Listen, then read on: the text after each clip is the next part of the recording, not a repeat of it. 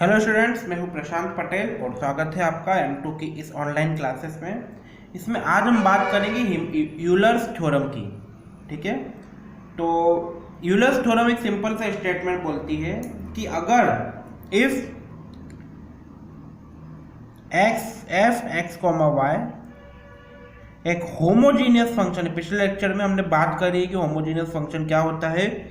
ठीक है, तो अगर x, y एक होमोजीनियस फंक्शन है तो इसका मतलब ये हुआ, ठीक है, जिसकी डिग्री कुछ भी हो सकती है। मान लो कि डिग्री, उसकी डिग्री क्या है, n है। n मतलब कुछ भी 1 2 3 4 5 कुछ भी हो सकता है। उस कंडीशन में देन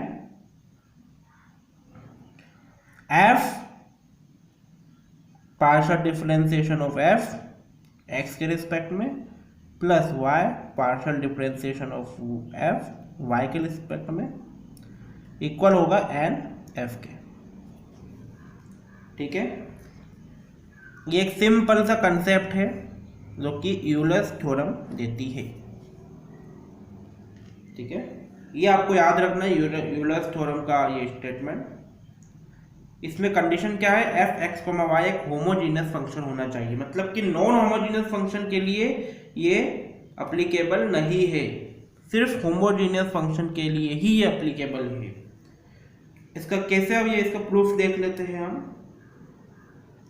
ठीक है, अगर इसका प्रूफ देख लेते हैं इसका डेरिवेशन। कभी कभी पूछ लेते हैं एग्जाम में डेरिवेशन, इसका पूरा प्रूफ करते हैं इसको प्रूव करेंगे हम। अगर एफ एक्स कोमा वाई एक होमोजीनियस फंक्शन है,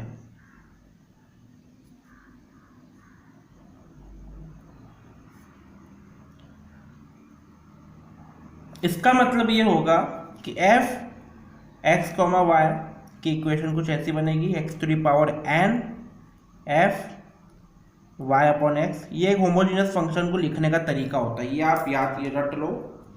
किसी भी होमोजीनियस फंक्शन को अगर हमें जनरलाइज फॉर्म में लिखना होता है तो उसको लिखने का ये एक तरीका होता है, f x comma y equal to x to the power n f y upon x. ठीक है, ये किसी भी होमोजीनियस फंक्शन को लिखने का तरीका होता है। तो हम इसको मान लेते हैं इक्वेशन 1। नाउ अब हमको सबसे पहले क्या निकालना, del f upon del x निकालेंगे, फिर del f upon del y निकालेंगे और फिर देखेंगे क्या वो एन एफ के इक्वल आ रहा है कि नहीं आ रहा है। तो del f upon del x निकाल लेते हैं हम। Del f upon del x हम करेंगे किसका, x to the power n f y upon x का। अब देखो इसमें अगर इसको जब हम सॉल्व करेंगे क्या हो जाएगा, ये इसमें मल्टीप्लिकेशन रूल लग जाएगा। तो सबसे पहले x to the power as it is आ गया। इसका फर्स्ट डिफरेंशिएशन होगा तो ये f dash y upon x हो जाएगा। ठीक है, फिर पहले तो एफ का करा हमने ना, इसका पूरे का, तो f dash y upon x हो गया। फिर सिर्फ वाई अपॉन एक्स का करेंगे हम, तो ये क्या हो जाएगा, del by del x of y upon x. ठीक है, plus f y upon x as it is आ गया। X to the power n का डिफरेंशिएशन करा तो ये हो गया n x to the power n minus 1। इसको और फर्दर सॉल्व कर लेते हैं हम। X to the power n as it is f dash y upon x. Y upon x का डिफरेंशिएशन होगा x के रिस्पेक्ट में, तो ये हो जाएगा माइनस का y upon x plus n x to the power n। इसको थोड़ा हम सिस्टमेटिक ढंग से अरेंज कर लेते हैं, minus 1 f y upon x. ठीक है, ये हो गई हमारी इक्वेशन 1। ठीक, इसको हम एक और तरीके से लिख सकते हैं। यहाँ पर x है तो इसको हम लिख देंगे x to the power n minus 1। लिख ही लेते हैं, काम करते हैं इसको अपन। ठीक है, ये हो जाएगा x to the power n minus 1, minus का ये पूरा है ना। देखो एक चीज हो गई गड़बड़ कि जब हम इसका अपन डिफ्रेंसिएशन करेंगे y बाय एक्स का, तो ये होगा माइनस का y बाय एक्स स्क्वायर होगा। ठीक है, और यहाँ पर आएगा x to the power n minus two. तो ये हो जाएगा x to the power n minus two f dash y upon x, और प्लस ये माइनस का साइन बाहर चले जाएगा, plus n x to the power n minus one f y upon x. ये आ गया हमारा del f upon del x. ठीक है, अब हम निकालेंगे del f upon del Y.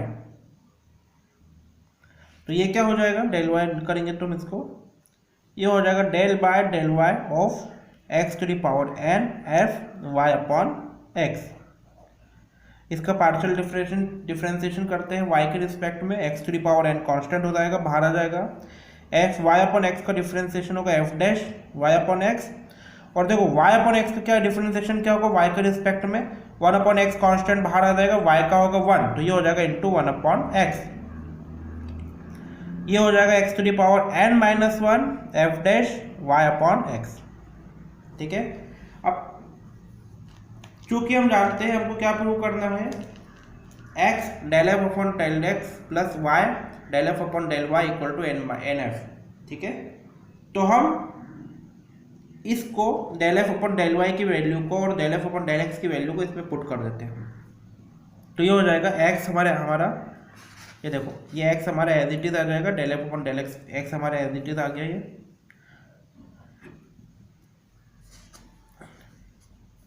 Del f upon del x की जगह पर हम लिखेंगे ये पूरी इक्वेशन, तो लिख लेते हैं, ये हो जाएगा minus x square x to the power n minus two f dash y upon x plus n x to the power n minus one f y upon x.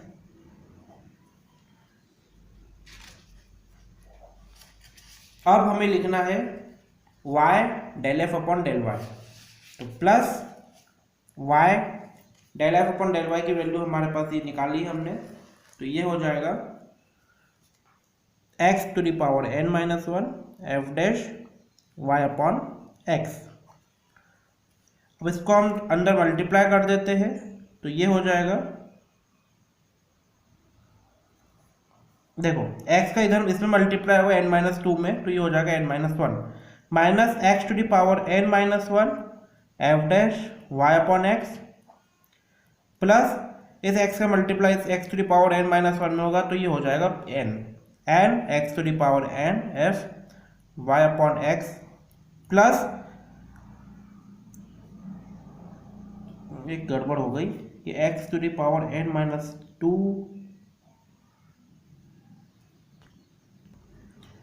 देखो इधर हमने पार्शियल डिफरेंशिएशन में थोड़ी सी गड़बड़ करी है। ठीक है, ये तो y अपॉन एक्स का हमने डिफरेंशिएशन करा था, तो ये क्या होता, माइनस का y अपॉन एक्स स्क्वायर होता, उसके बाद में जब हम उसके बाद में क्या होता है, x जो होता है कांस्टेंट के रूप में बाहर भी आता। ठीक है, तो ये हो जाता y x to the power